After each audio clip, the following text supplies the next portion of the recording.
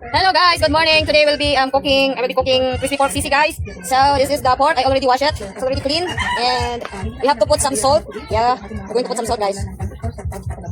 Put some salt and peppercorn. Yeah, peppercorn. Wait. I'm gonna open the ano. Wait guys. This is the peppercorn. Put some peppercorn. And we're gonna bring this into a boil guys. Yeah, before we're gonna fry it. Okay. So guys, this is our pork meat. Yeah, I bring this into a boil. I put some water, salt, and peppercorn in it. Yeah, so let's wait for it to simmer guys.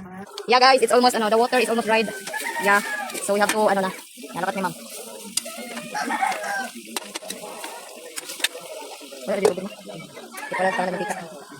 Yeah, later we're gonna put some oil in on the frying pan. Yeah, so that we can deep fry the pork. Because the water is already dries out. Ay, out eh. Ay, basta kayo nawala ng tubig. Dry na. There's no water. So, let's gonna put the oil, guys, on the... I'm sorry about our place, guys. It's so messy and muddy.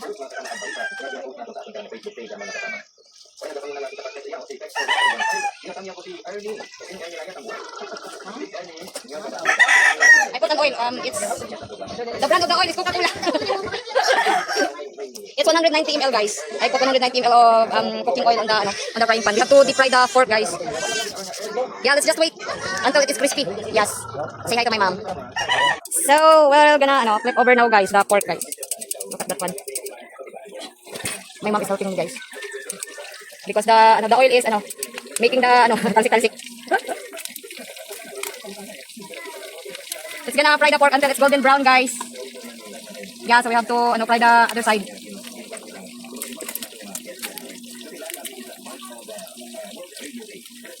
It's sticking on the pan because we don't have the non-sticky pan. Yeah, that's why it's sticking. It's better if you have a non-sticky pan. Yeah, you better use that one.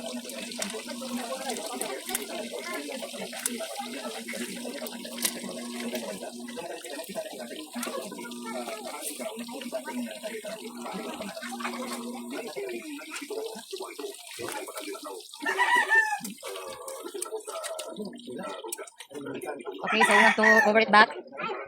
And then let's continue to fry. So okay guys, the pork is already cooked. Yeah, you have to check it out. Look at that, it's golden brown. Medyo pagod.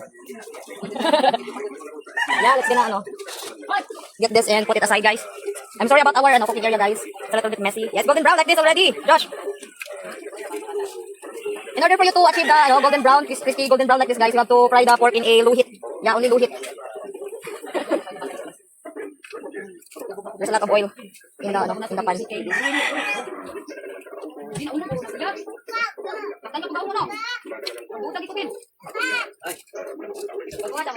Oh, there's a lot of oil.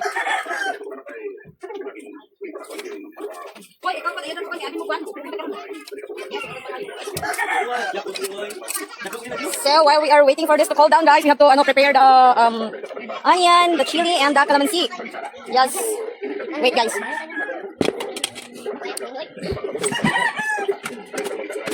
Let's cover it.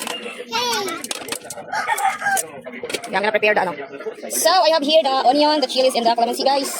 Let's chop it. Yeah. I already washed it, guys. I already washed the onion. Yeah, just because I can chew the knife because it's gonna be I think it's bawal. Yeah, so I have to chop the onion, guys. I'm sorry about my face. I'm so haggard already, Charis. I am so haggard. Yeah, say hi to my mom. My mom.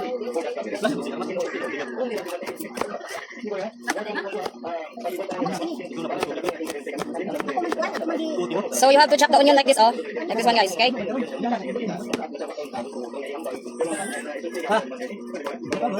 So I am done with the onion. I have to chop the chilies. I have here 5 chilies, green chilies. Yes. I'm gonna chop the chilies like this, small like this. Yeah.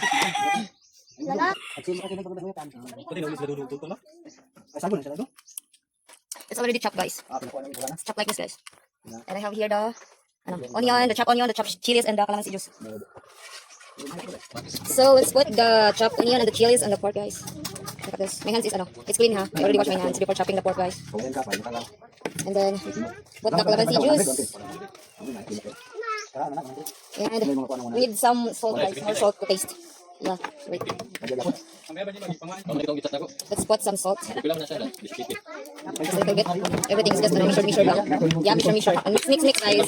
Let's mix it. If you have liver spread, yeah, it's more tasty if you're gonna put some liver spread on it instead of mayo. Yeah, I don't want mayo in the sisig, but you can put. It depends on your choice if it's liver spread or mayo, guys.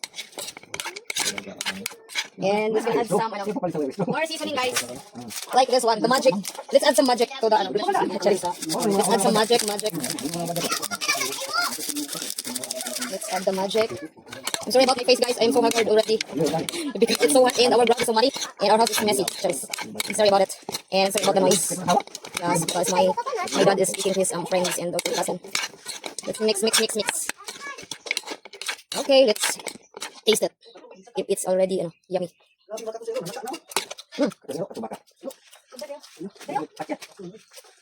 It's yummy. Add your sisig. Sisig Emma's version, yes. Guys, it's gonna be more yummier if you add some liver spread in it. Yeah, I like liver spread and sisig instead of mayo, guys. This is my crispy sisig tutorial, guys. I'm sorry because it's so messy here. Yeah, Josh, this is for you. Thank you for the calls today.